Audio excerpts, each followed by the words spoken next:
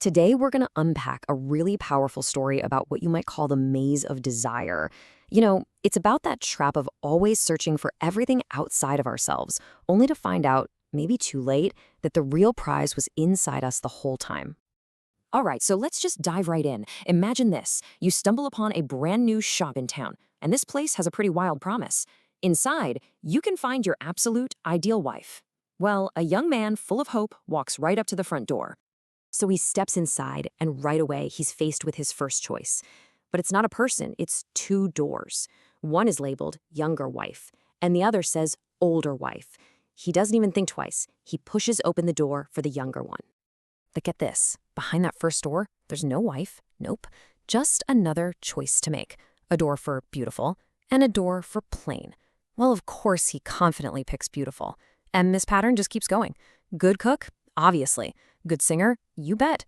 Brings a dowry? Well, that just makes sense, right? With every logical step, he feels like he's getting closer and closer, building his perfect partner, piece by perfect piece. He's going deeper and deeper into the shop.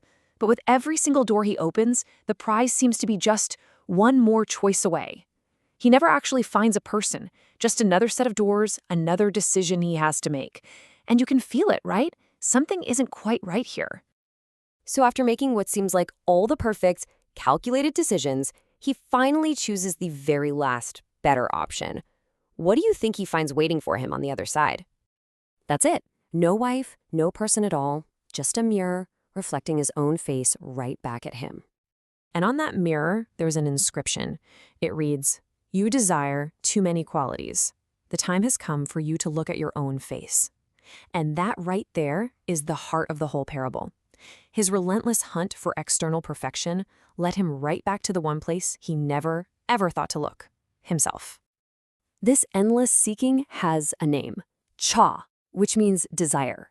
You see, the man was so completely consumed by his checklist for the perfect partner that he never once stopped to ask, well, who am I in all this? And isn't that such a modern trap? We build the perfect online profile, we chase the next promotion, we curate this perfect-looking life, all while just walking through endless doors, totally forgetting to ever glance in the mirror. So the real point here is this. When you truly know yourself, that constant, nagging wanting, it just quiets down. You stop demanding things from the world because you realize that the thing you were searching for all along was already inside you. Fulfillment isn't behind the next door. It's right there in the mirror. Okay, so that's one path. But what about the other one? What happens when we are confronted with our own reflection, our own flaws and shortcomings, and we just refuse to acknowledge what we see? Well, when we refuse to face our own failures, we don't just live in some kind of self-deception. It gets worse. We actually pass that deception on to other people. You see this all the time, right? A leader who can't admit a project failed, or even in the subtle ways we present this flawless version of our lives to our own kids. And there's this fantastic character, Mullah Nasrudin, who shows us just how completely absurd this can get. So one day, Nasruddin takes his young son hunting because, he wants to show off a little. He spots a bird, aims his gun, and boasts, "Son, watch this. My aim is unfailing." He pulls the trigger and completely misses. The bird, totally fine, just flies away. His son is just staring as the bird flies off, totally confused. But instead of just admitting his mistake, Nasruddin shouts, "Look, son, a miracle! You might never see this again. The bird is still flying even after it's dead." Instead of facing the simple truth that he missed, Nasruddin invents this absolutely ridiculous fantasy. And in that moment, he's not just fooling himself, he's teaching his son that it's actually better to create a lie than to accept a simple failure. And this is exactly how our own flaws, our own little sicknesses, get passed down from one generation to the next. So, when you lay it all out, we're left with two really clear paths. You've got the path of desire, which is just a maze of endless doors, a constant search that makes us forget who we are and ultimately leads to deceiving ourselves and others. Then you have the path of self-awareness. That's the one that leads straight to the mirror.